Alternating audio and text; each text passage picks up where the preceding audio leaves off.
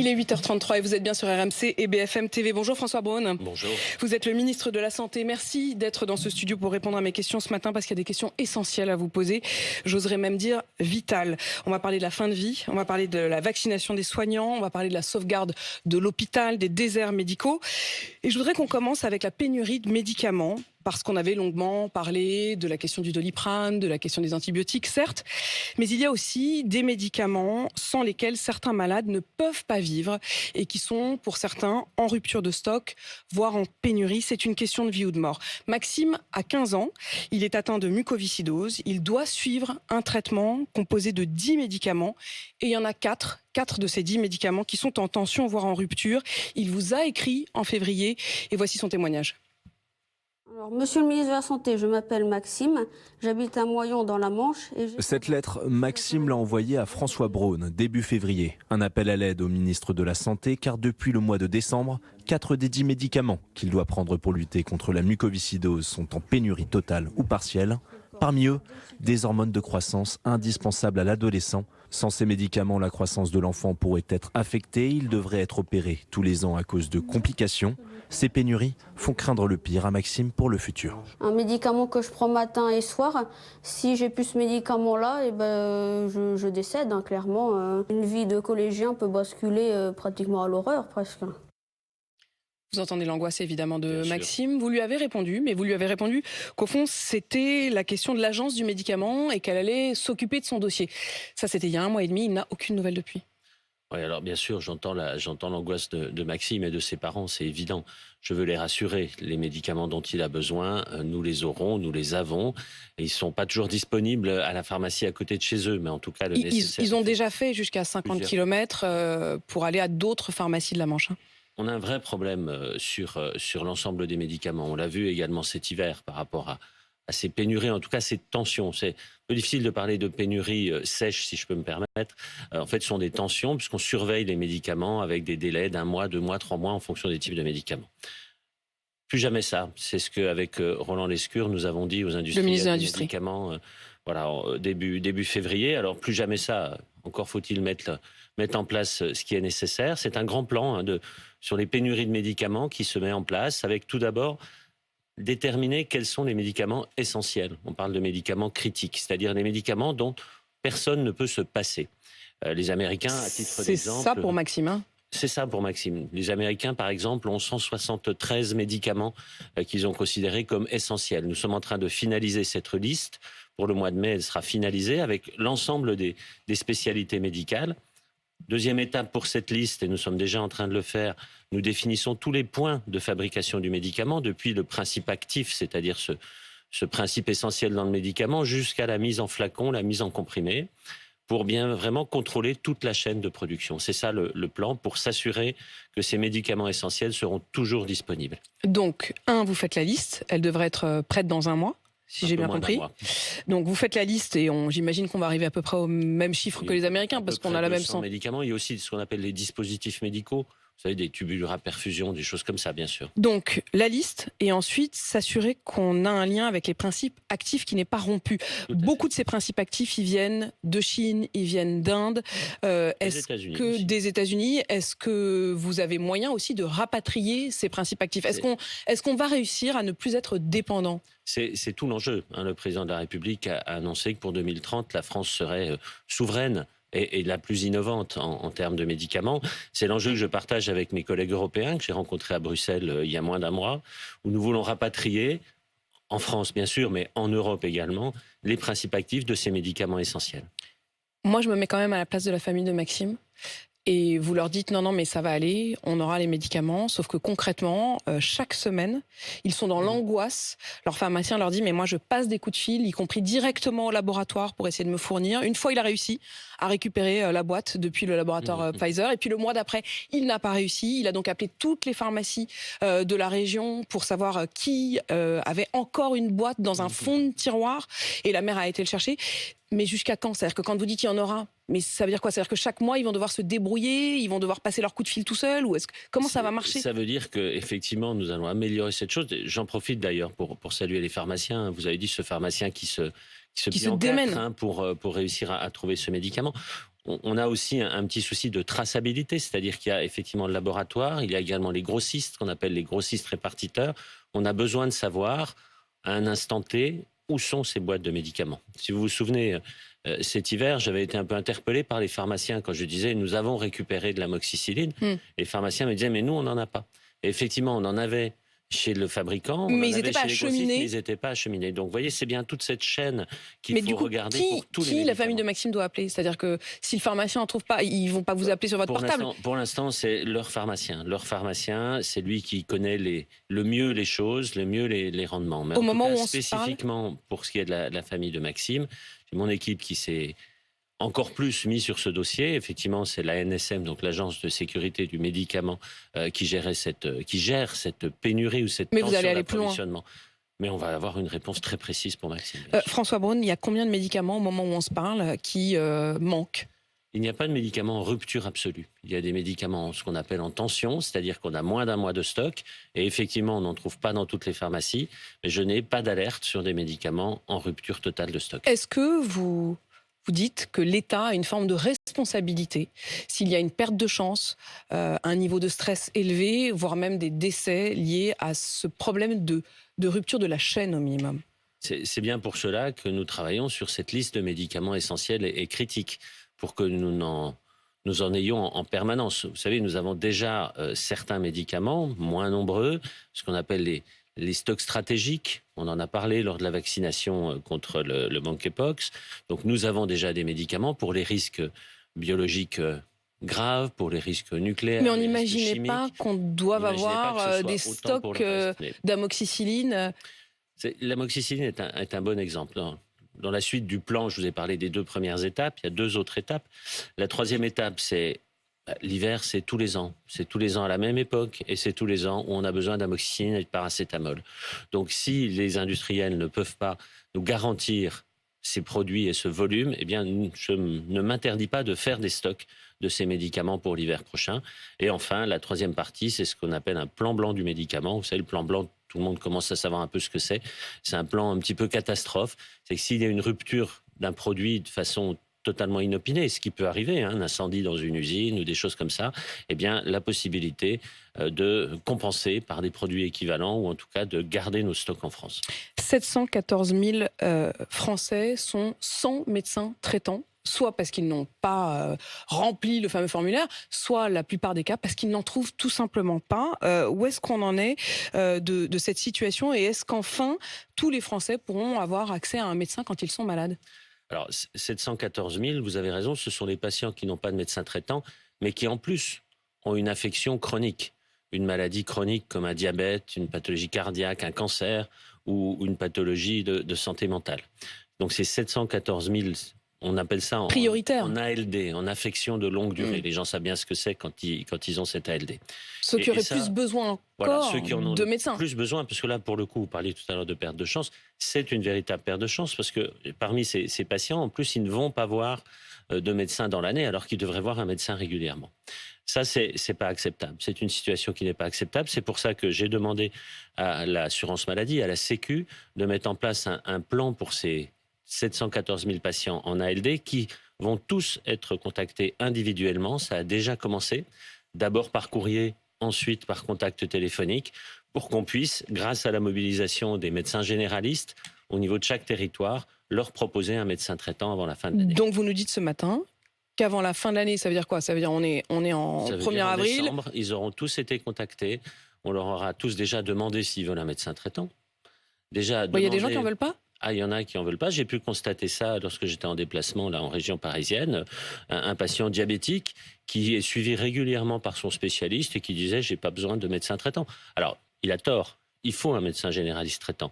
Mais bon, on ne va pas non plus forcer les gens. C'est la liberté des gens, la liberté des médecins. Mais ça veut dire que vous allez trouver des médecins, que vous allez convaincre de rajouter des patients C'est l'enjeu, mais vous savez, les médecins généralistes sur le terrain, ils sont extrêmement mobilisés pour leurs patients. Bien sûr, mais parfois ils font des journées qui sont déjà bien remplies. Il y en a qui font des journées insupportables et eux, on ne va pas leur demander de faire plus, bien entendu. C'est sur la base du volontariat. Mais ils ont la volonté de répondre aux besoins. Les intérimaires à l'hôpital, ça fait des mois, des années maintenant que l'hôpital crie à la tension, au risque de fermeture. De nombreuses urgences qui ont dû fermer. Et vous avez donc pris la décision de plafonner le paiement des soignants intérimaires à l'hôpital. Alors, à long terme, c'est bien, parce que c'était visiblement un cercle vicieux. Il y avait parfois des nuits de garde qui étaient payées jusqu'à 4 000 €. Et donc forcément, ceux qui étaient sur place étaient de plus en plus découragés par cette concurrence qui leur paraissait déloyale.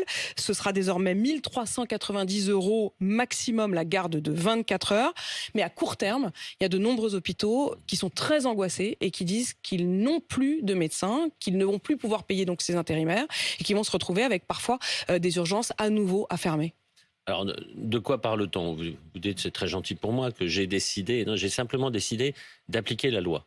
C'est une loi qui date de 2016, de Marisol Touraine, puis une nouvelle loi qu'on appelle la loi Rist de 2021, et ces lois n'étaient pas appliquées. Bien sûr, je n'ai rien contre les intérimaires, ni contre l'intérim médical, mais ce sont bien les dérives de cet intérim, vous l'avez très bien dit, avec des sommes qui deviennent astronomiques et complètement en discordance. C'est un système qu'il faut condamner, ce ne sont pas les médecins eux-mêmes, bien entendu, mais c'est ce système qui est un système de marchandisation de la santé, et c'est contre ça, pour des raisons aussi éthiques, contre ça que je me bats et que je veux refonder notre système de santé. Alors, à court terme, qu'est-ce que vous dites aux hôpitaux qui, de fait, employaient ces intérimaires pour pallier à des manques? À court terme, écoutez, nous travaillons avec les agences régionales de santé depuis le mois de décembre de façon extrêmement intense, vous imaginez bien, depuis 2 semaines, avec l'ensemble des directions du ministère. Et nous avons là, à l'heure où je vous parle, des solutions pour le mois d'avril, déjà les 3 premières semaines d'avril, pour tous les services. Il n'y a pas de service qui va fermer de façon sèche, si je peux m'exprimer ainsi, là, au mois d'avril, grâce à la mobilisation aussi des établissements, la mobilisation des médecins, ce que j'appelle la solidarité territoriale, c'est-à-dire la responsabilité que prend un gros centre hospitalier, un centre hospitalier universitaire, qui envoie des médecins vers ces plus petits hôpitaux pour maintenir l'activité. Aucun service ne fermera au mois d'avril, François Braun. Aujourd'hui, vous savez, on suit l'affaire 2 fois par jour. Et je vais cet après-midi dans le Jura voir l'hôpital de Lons-le-Saunier où il y a aussi des difficultés. Mais les plannings sont remplis. Ils ont réussi à remplir. Mais ils sont parfois remplis parce que certains médecins ont renoncé à leurs vacances, ont repoussé leurs vacances. Donc vous remettez quand même un peu la poussière sur le tapis. On fait quoi en mai? Non, mais c'est bien sûr une situation là qui est une situation d'extrême urgence. Je ne doute pas que les intérimaires et de nombreux intérimaires viennent vers l'hôpital. Et puis vous savez, il y a deux jambes, si je peux m'exprimer comme ça, sur cette décision. Condamner ces dérives de l'intérim, mais en même temps, je veux valoriser les médecins, ces praticiens hospitaliers qui travaillent à l'hôpital, qui tiennent la première ligne, et je veux les revaloriser dans le cadre de la pénibilité, dans le cadre de leur carrière. C'est pour ça que j'ai pris des mesures en ce sens et que je discute avec les syndicats des médecins hospitaliers. À court terme, c'est rassurant. Vous dites au mois d'avril, il n'y aura pas de fermeture de service. On sait qu'il y avait 170 services qui se disaient menacés. Mais qu'est-ce que vous dites? Les intérimaires disaient, le syndicat des intérimaires disait qu'il y avait 170 services. Il gonflait un peu le chiffre, François Braun. En tout cas, ce n'est pas le cas aujourd'hui. Qu'est-ce que vous dites à ceux qui nous écoutent, qui ont peut-être des opérations prévues en mai? Est-ce qu'ils doivent s'inquiéter? Ils ne doivent pas s'inquiéter, tout va être fait pour que l'activité soit permanente et qu'on n'ait pas ce souci. Vous savez, c'est une période difficile et je le redis, je remercie les médecins hospitaliers, les hôpitaux, les agences régionales de santé qui se sont mobilisés. C'est un cap à passer, mais nous devons ce cap pour reconstruire correctement notre système de santé. Je le disais, il y a de nombreux dossiers qu'on doit aborder ensemble ce matin. Je voudrais qu'on parle aussi évidemment de la prévention et de la question de la fin de vie.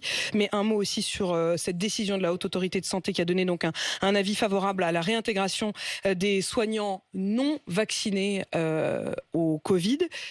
Ils vont être réintégrés quand, comment ? Alors, l'avis de la Haute Autorité de Santé, si on veut être très précis, c'est un avis scientifique, indépendant. C'est moi qui leur avais demandé en novembre de se prononcer. Ils se sont prononcés pour la non-obligation de la vaccination Covid pour les soignants aujourd'hui et la non-obligation d'autres vaccinations, diphtérie, tétanos, poliomyélite. Donc c'est un avis global sur les vaccinations obligatoires pour les soignants. Il se fait qu'aujourd'hui, vu l'évolution de la crise Covid, la Haute Autorité de Santé a jugé que cette vaccination n'était plus obligatoire pour les soignants. Je prends acte de cette décision. La loi qui a été votée dans le cadre de l'urgence sanitaire m'impose de prendre en compte cette décision de la Haute Autorité de Santé. Quand ? Je vais réunir là très prochainement les fédérations hospitalières, les syndicats, bien entendu, les ordres professionnels, pour qu'on voit quelle est la meilleure façon de voir la Mais ça pourrait être récupération sans de ces tarder. soignants. Il pourrait revenir sans tarder. Ça va être rapidement, mais vous savez, il faut le faire aussi dans de bonnes conditions, parce qu'il ne Pour faut pas non décourager plus... ceux qui, eux, avaient fait Voilà, l'effort de se vacciner. il faut pas se dire que ça va se passer facilement. Il y a beaucoup de soignants qui, eux, ont tenu la ligne, eux se sont fait vacciner, eux ont sauvé des vies pendant cette phase initiale, qui les voient pas forcément revenir d'un bon œil. Donc, nous allons les réintégrer, bien entendu, mais nous allons faire ça de façon la plus simple Et donc, ce ne sera pas demain, on l'a bien compris. François Braun, est-ce qu'il faut ou non autoriser le suicide assisté et l'euthanasie? C'est une question de société, j'allais dire. C'est pas une question médicale. C'est comment notre société voit la fin de vie, voit cette période particulière. Alors, les 184 citoyens de la Convention citoyenne se sont prononcés. Je vais tout à l'heure à l'Élysée auprès du président de la République pour recevoir leur contribution et savoir. C'est pas une question médicale, mais enfin, c'est quand même une question qui vous concerne. C'est une question qui me concerne totalement. Oui, il y a aucun sujet autre que celui-là, bien entendu. Mais ce que je veux dire, c'est que François Braun ? déjà, on va voir si le président de la République décide s'il doit y avoir une nouvelle loi ou pas. Une des questions était est-ce que la loi Claes-Leonetti répond à tous les problèmes? Cette convention citoyenne qui est un des éléments de réponse, c'est un des éléments essentiels de la réponse. Mais vous savez comme moi qu'il y a l'avis aussi du Conseil consultatif national d'éthique. Il doit y avoir l'avis des parlementaires si jamais on veut partir sur une loi. Donc, le président de la République va annoncer cette deuxième étape de réflexion. Et s'il y a une loi, cette loi va être travaillée, bien entendu. Donc, ce que vous nous dites ce matin, François Braun, c'est que la décision, le conseil, le rapport de ces 184 citoyens de la Convention fin de vie ne sera pas mécaniquement, automatiquement retranscrit. Non, ça n'a jamais été ce qui a été annoncé. C'est un avis de citoyens qui entre dans la réflexion globale. On voit bien qu'il y a des sujets qui sont très consensuels. Quand on parle d'augmenter la réponse de soins palliatifs, bien sûr, personne ne peut être contre. Mais ça, on est quand même un peu sidéré, François Braun, de se dire que c'est toujours pas le cas. Enfin, je veux dire, la loi Claes-Leonetti devait permettre, pardon, mais c'est toujours le même sujet, et c'est toujours la même question de l'accès non seulement aux soins, mais aussi au soulagement de la douleur. Que les Français qui sont en extrême souffrance n'aient pas systématiquement accès aux soins palliatifs, alors qu'on sait faire, alors qu'en France on sait soulager la douleur. Avouez que c'est quand même sidérant. C'est sidérant, c'est ce qu'il faut corriger, bien entendu. Nous avons mais ça, on n'avait pas besoin d'une convention avec 184 citoyens pour le savoir. Non, mais c'est bien que ça insiste aussi là-dessus, qu'on ait des témoignages. Je crois que ce mode démocratique, finalement, puisque c'est ça, cette convention citoyenne. Vous savez, ça a été beaucoup décrié quand il y a eu la convention climat. Donc, tout le monde en a tenu compte des éventuelles critiques qu'il y a eu à l'issue de cette convention climat. Et là, nous avons une convention citoyenne sur un sujet de société majeur qui s'est tenu de façon remarquable, avec des débats de haut niveau, et qui aboutit à une réflexion de ces 184 citoyens, réflexion qui entre dans la réflexion globale sur ce sujet. J'imagine que vous avez vu les propos de votre prédécessrice, Agnès Buzyn, qui dit « Face à des maladies cancéreuses, je me suis aperçue, en 20 ans d'exercice, que plus les patients se rapprochent de la mort, moins ils demandent à mourir et plus ils demandent qu'on trouve un traitement pour les soulager et prolonger leur vie. J'ai vu malheureusement des centaines de personnes en fin de vie et je n'ai pas le souvenir de malades qui m'aient demandé à mourir. Est-ce que vous tiendrez compte des doutes de la prudence extrême d'Agnès Buzyn? Je tiendrai compte, bien entendu, de l'avis des soignants. Agnès Buzyn s'exprime comme une soignante qui a été au contact de ces patients en fin de vie. Vous savez, moi-même, dans mon métier d'urgentiste, j'ai vu beaucoup trop de gens mourir, des jeunes, des vieux, des maladies chroniques, des morts brutales. C'est jamais quelque chose de simple. Mais la souffrance est quelque chose d'intolérable. Et qu'est-ce que vous en pensez, vous, François Braun? Mon avis importe peu aujourd'hui. Si, quand même, vous êtes ministre de la Santé. Oui, mais on a besoin de ce débat citoyen. On a besoin de prolonger cette discussion. Mais est-ce que votre rôle, c'est pas un moment aussi de dire ce que vous pensez? Oui, mais pas aujourd'hui. Vous le direz un jour. Qu'est-ce qui vous retient? Je le dirai un jour. Je n'ai pas à influencer dans un sens ou dans un autre. Je pense que, en ce qui concerne l'avis médical, si je voulais me placer d'un point de vue médical, mais mes collègues sont tout à fait, mes anciens collègues sont tout à fait à même de s'exprimer pour cela. Et un ministre n'a pas à donner son avis tranché maintenant, alors même que la discussion est dans le cadre de ce grand débat au niveau national. Ce qui est sûr, c'est que les médecins eux-mêmes sont plutôt majoritairement contre. En tout cas, l'ordre des médecins s'est prononcé contre l'avis que remettent donc les 184 membres de la Convention de vie. Un dernier mot sur la question de la prévention sur la drogue. On s'est rendu compte tristement à nouveau à la faveur de l'affaire Palmade qu'il n'y avait toujours pas de prévention, notamment sur le fait de prendre de la drogue et de conduire. On entend des spots sur boire ou conduire, mais pas sur la drogue. C'est une forme d'hypocrisie. Non, est-ce qu'il ne faut pas y remédier ? Non, je crois que la prévention est un enjeu majeur pour notre société qui est insuffisamment développée. Il y a des campagnes, bien sûr, de prévention contre la drogue qui sont plus dans les milieux de personnes qui utilisent ces produits. La prévention est beaucoup plus large, mais moi, ce qui m'interpelle par rapport à toutes ces addictions, puisque finalement ce sont des addictions, bien sûr il y a des campagnes contre le tabac, campagnes contre l'alcool, campagnes contre l'usage de drogue, et c'est normal, et il faut le faire contre les écrans. Mais moi ce qui m'importe, c'est de lutter contre les racines de ce mal. Pourquoi un jeune aujourd'hui tombe dans une addiction quelle qu'elle soit ? Et donc vous ferez une prévention plus jeune encore ? Encore plus jeune, encore plus globale sur quels sont les risques d'avoir une addiction. Et c'est d'ailleurs votre titre, puisque François Braun, vous êtes à la fois ministre de la Santé et de la Prévention. Merci à vous. Il est 8h53 sur RMC BFM TV.